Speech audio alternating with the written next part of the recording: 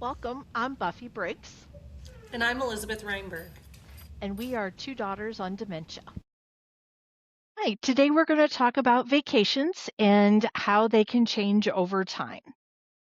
I think it's important to talk about like tips and strategies, but also just the reality of what changes. So, thinking about traveling in early stages of this health condition and this caregiving journey is very different than like the most recent trip we took. The other piece that really kind of hits home with me that I anticipate will resonate with a lot of our listeners, that feeling like it's going to be the last trip and kind of how to navigate that. Agreed. I know when we went on our last family vacation with my dad, we kind of knew or suspected that it was going to be the last trip because he would get confused and things slowed down quite a bit. But we were able to think about it because we planned it a long time in advance. And we were able to think about the little things like going with AAA and finding out where the rest areas were that had the family bathroom as opposed to men only and women only. That made a huge difference for us, and that was significantly different than any previous vacation we'd had. Yeah. So it required pre-planning, and obviously you had shared responsibility for his personal care tasks. Yes, absolutely. I was going to say that brings up a good thing that I've heard you talk about before of like a go bag. Yes.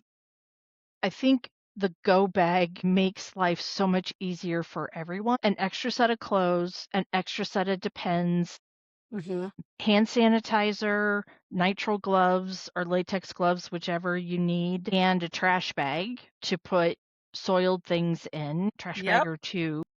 Maybe like an extra pair of shoes also, so that you've got, and wipes. I was just going to say, don't forget those.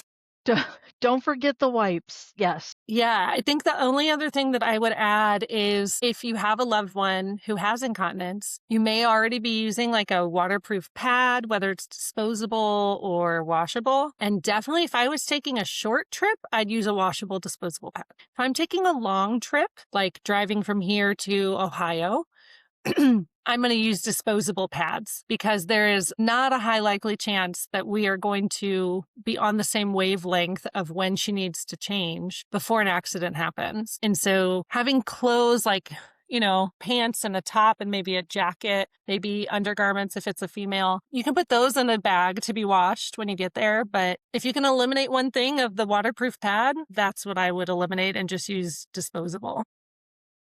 Absolutely agree with that. If we're talking about car travel, two of the things that we found hugely helpful for my dad, we got a big cardboard box and flattened it out and put that on the seat and then put the disposable pad, waterproof pad on top of that. And if dad was having a hard time turning, which sometimes he did, we were able to grab the box and turn it ourselves, and that helped get his feet out of the car, and then we could start going forward from that. That was hugely helpful. We also had, and you can get them on Amazon, it goes in the B post on a car and the hook for the door, and it's kind of like a handle that helps them get out. So they've got the car door on one side and this handle on the other, and it helps with some balance. That was hugely helpful also. I love it. You're talking about things that are easily accessible and creative and but make true lasting differences. We have not used any idea of like assisting with turning, although that is a hard step for my mom to follow. So I really love that tip with a cardboard box. And I had been previously thinking about like purchasing one of those swivel chair things, but I'm gonna try the cardboard box. That's great. It's a little cheaper, and the swivel may work well. We found that things got caught in the swivel, and so the cardboard box, and if it gets wet or if it gets soiled, Yeah. throw it away and get another one. Yeah. Well, and I think the swivel is made to be used without without pads. They're just made to be used where your body is sitting on it. So when you're using a protective pad, like a waterproof pad, disposable or washable, that doesn't it the swivel seat isn't made to be used with that. It's made to be used independently. Can I tell you about a go bag situation? Sure. Or tell our listeners about a go bag situation. So we found it very important for my mom to be able to go visit her extended family and the home she grew up in and things like that as often as we could. So after she was diagnosed, I tried to still do that. Me and her, we would drive to Ohio. And the first couple times we drove like after work, and that was tough because there was a lot of repetitive questioning. She could see what was going on around us, and it was very like distracting for her. So then I decided, okay, we're going to try driving at night. Like, I'll come home from work, we'll have dinner, we'll take a shower, I'll get her tired and worn out, we'll get in the car, it's dark outside, so she can, listen to music or watch a movie and fall asleep. That part worked well. What did not work well is when you have an unexpected, I'm just going to be real, bowel incident while you're driving, and the panic of she knows that something just happened. So she's putting her hands everywhere. We had to pull over on the side of the road at like midnight or 1 in the morning, get her out onto the side of the road, use all the wipes and stuff we could, and basically like strip her down to the most appropriate thing. Cause I wasn't going to put the fresh clothes on her until we got to a rest stop and could really clean up. Oh, it was a disaster. And we showed up at the gas station bathroom, which I'm always, as a woman, just hyper vigilant overnight. And I looked at the person and I said, I'm going to need help cleaning up the bathroom. Like, it's just going to be reality. So I had like a backpack of supplies, and then I bought toilet paper, trash bags, I bought more wipes. Like, choose a good gas station when you do stop if you don't plan for the worst. And that lady was so nice and so helpful. And we eventually got back in the car and like 45 to an hour later and got back on the road. That is one thing. Expect the unexpected, especially as things progress and if you haven't traveled a lot. Yes. It's a different environment. There's things going on around. There's other people, there's scenery, there's other cars. Regardless of which mode of transportation, there's all this other stuff. And remember, a person with dementia can't process as quickly. And so any kind of incontinence incident, it's going to take 3 or 4 times as long to rectify that or get it cleaned up because your loved one is dealing with a whole bunch of other stimuli that you can't control. So, I think it's important, and that's a wonderful way for you to adapt to the situation. I am so sorry that that happened, but it's almost inevitable, isn't it? Yeah. Yeah. Well, you had a couple of other really good tips for non-car travel, right? Like air travel? Yes. One of the things I've found super helpful is try and see if your airport or where you're traveling is part of the Sunflower program. It is specifically for people with unseen issues. So any kind of cognitive decline, they have a lanyard that you put on, and that tells TSA, security, the gate staff, and the airline staff that this is a person with an unseen disability.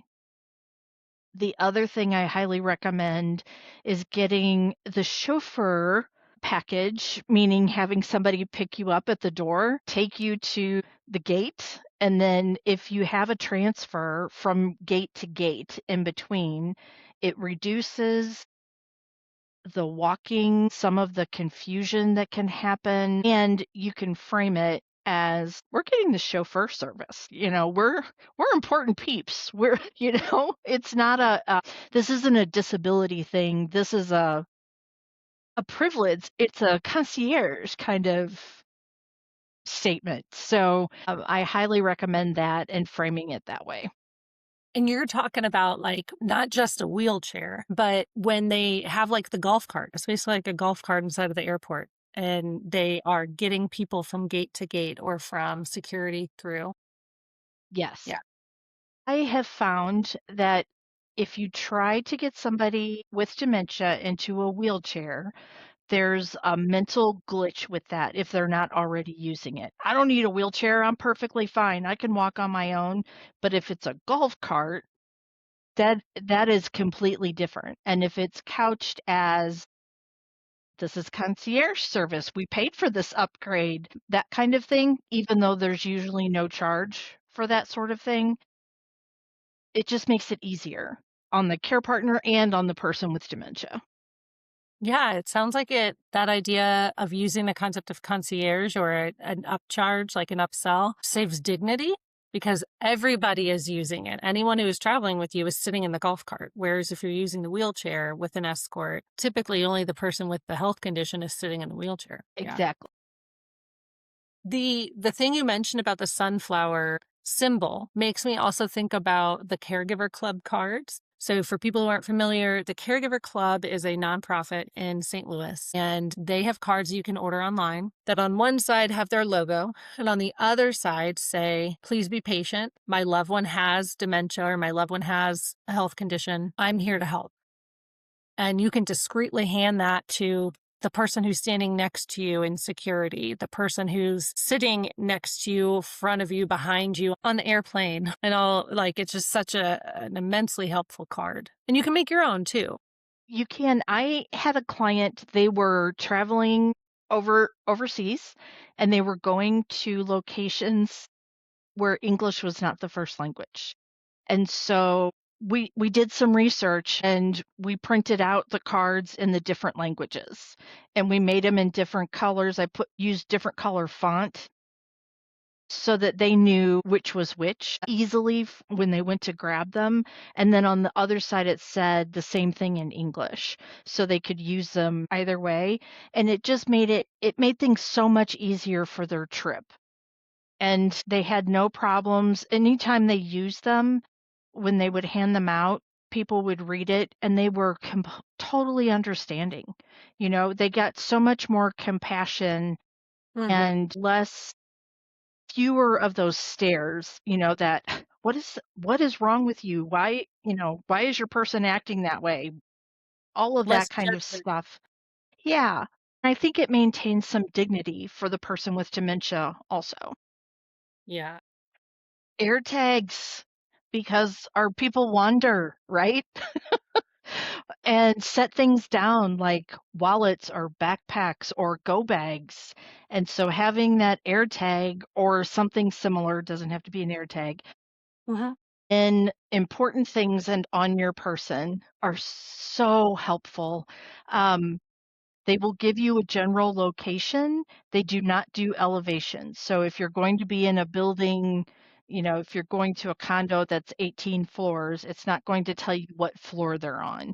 So if you need to watch out for that, then do a bit more research. But air tags, hugely helpful. Wallets on the person, on the bags, the go bags, things like that. Yeah, Yeah. use I them love that. plenty of times. Yeah, because wandering is one of the most common behaviors that occurs in all different types of dementia. So that's a huge safety guard. The other safety guard that I think about when I always think about air tags, which pro tip, don't just use air tags on vacations, use them all the time, or the Apple Tile or Angel Sense or whatever other device, is a medic alert bracelet is the other item that comes to my mind. So medic alert bracelet is something that like people with allergies or heart conditions or pacemakers, whatever, usually get a bracelet or like dog tags, and it says medical alert, and then it's got a phone number. And then you have an account where you have emergency contacts, medications, diagnoses. You get to decide how much information you want in there. But if your person does wander, emergency personnel, hospitals, police, all those people are trained to look for those. And if they see it, they'll call the number in the back, and then the service will call and notify you as the emergency contact. And if your person is reluctant to do it, just attach it on the inside of their pocket of their jeans or their pants or whatever. And so just a little pocket for it to fit into. And it's out of sight for them, so usually not going to be bothersome. And the tile is like a credit card kind of size, so that's perfect and very easy to slip into a wallet without it being, "You're trying to keep track of me." Yeah. Well, Yeah. and if you're doing it, if like you're prompted to get an air tag because you're starting to travel, whether car, boat, plane, train, whatever, you can use the approach of I'm putting this on all of our luggage. I'm putting this on my keychain and in my wallet too. So we both know where the other person is and where all of our belongings are. Even with medical alert bracelets, you can both get one. Yours can say, I am a caregiver of a person with dementia. Here's another emergency contact for them. And I love how you describe the different ways to utilize the AirTag. The medical alert bracelet is similar. They look like jewelry. So you can give it as a gift. Like you don't have to talk about it being medical alert. You can have a grandchild give it as a gift and it's like a gold bracelet or a gold and silver bracelet or a necklace or whatever and not make it about the need, but make it about exciting thing that we're doing to give them a gift or a present or a privilege, just like the concierge thing. Flipping the script. I think your description of that and your suggestions of giving it as a gift as opposed to focusing on you have to have this because you have dementia. You have to have this because you forget. I think that all of those things are hugely helpful and very important for caregivers to recognize as a different way to approach the disease. It's not a matter of what your person can't do anymore. It's working with what they can do and approaching it that way. And honoring dignity. Thanks for coming back to Two Daughters on Dementia.